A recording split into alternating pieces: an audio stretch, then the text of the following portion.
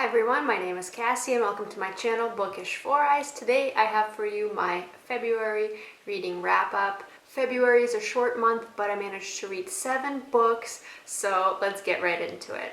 The first book that I read is called Becoming by Michelle Obama, and I gave that book 5 out of 5 stars. This was an awesome read, and I actually listened to this on audiobook, narrated by Michelle Obama herself, which made it an awesome experience overall. And I think it actually led me to listening to more audiobooks and really enjoying them. That was kind of like my gateway drug into it. So I really appreciated that. This book was so interesting because I previously wasn't really aware of Michelle's background. Like, I didn't know where her and Barack Obama met or didn't really know much of their story either. So it was really neat to get kind of a behind the scenes look at her early life, her education, just her family life, all of these things. That was very neat. Overall, if you are genuinely interested to learn more about Barack Obama's presidency, I would highly recommend it. Overall, I thought it was an awesome read, and especially the audiobook format too. It was very enjoyable.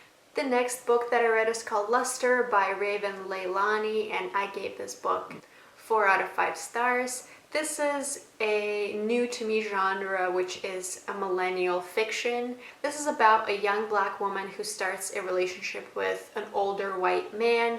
He's also married, but is in an open relationship. In this case, our main character is working in publishing. She doesn't really enjoy it very much, and she ends up getting fired.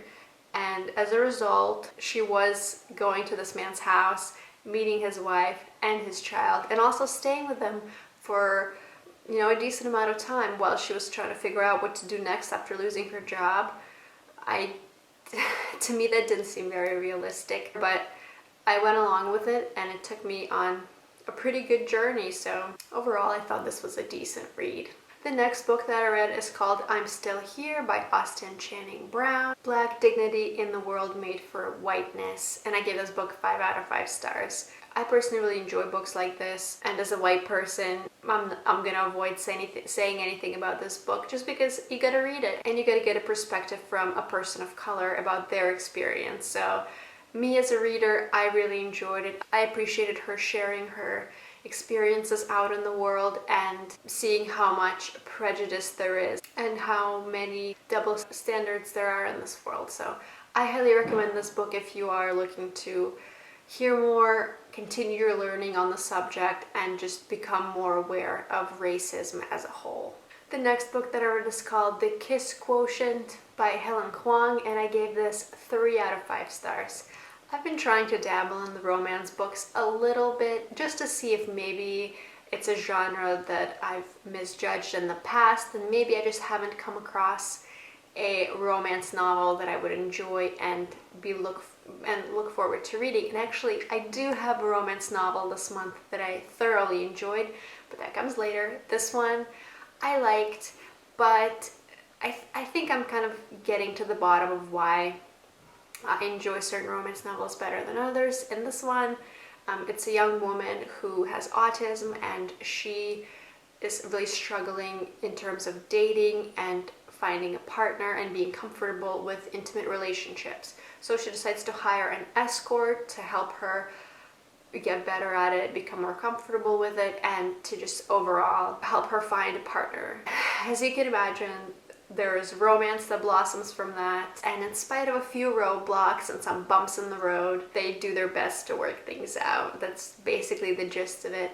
I thought it was a light read. I went through it pretty quickly, but it seemed a little too predictable for me, and I wasn't genuinely concerned with the characters or with the storyline, so I felt disconnected overall.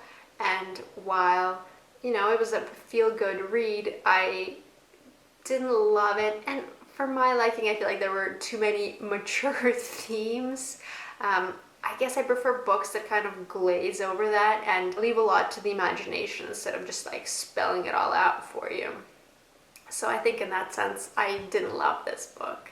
The next book that I read is called One Day in December by Josie Silver, and I actually ended up giving this book 5 out of 5 stars, which is shocking for me and a romance novel. But this was such a feel-good read, and I was actually genuinely invested in the story. It was just so heartwarming and sweet and just really interesting.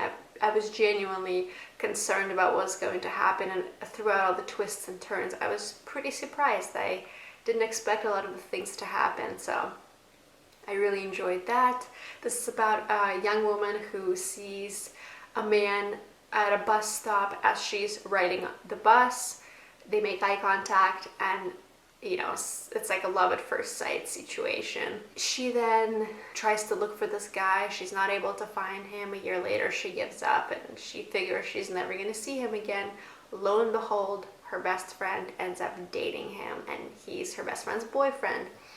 And from then on, they have to make their friendship work, and they act cordial and they act like they've never met before, so her friend has no idea.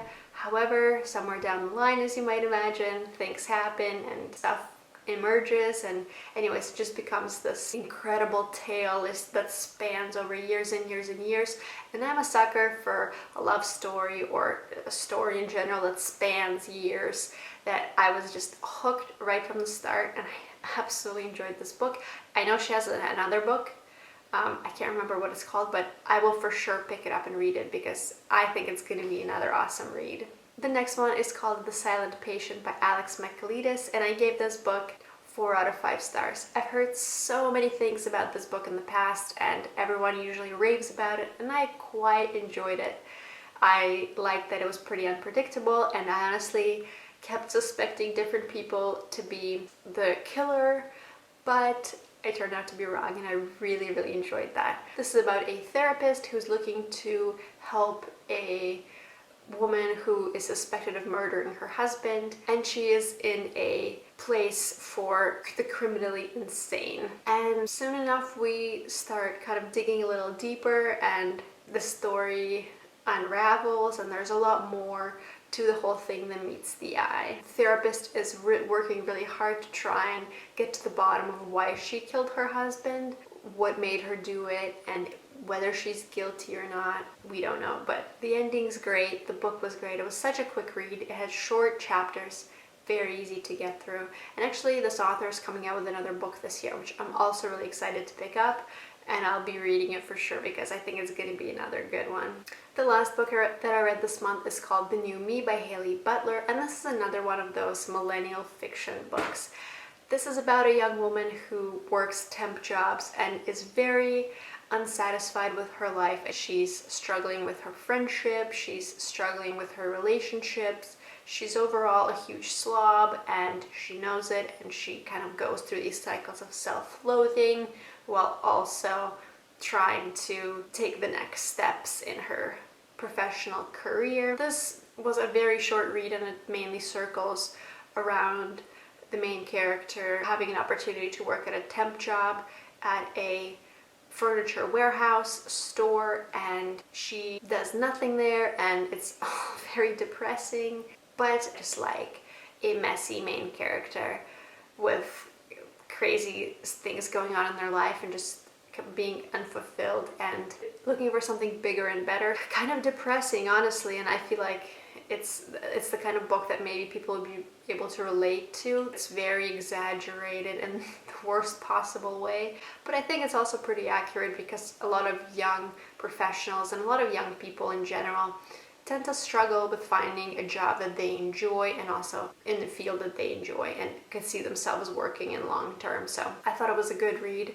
3 out of 5 stars. That's it for my February 2021 books. Please let me know if you've read any of these books, and also please let me know if you read some other books that you really enjoyed. Thank you so much for watching, and I'll see you next time.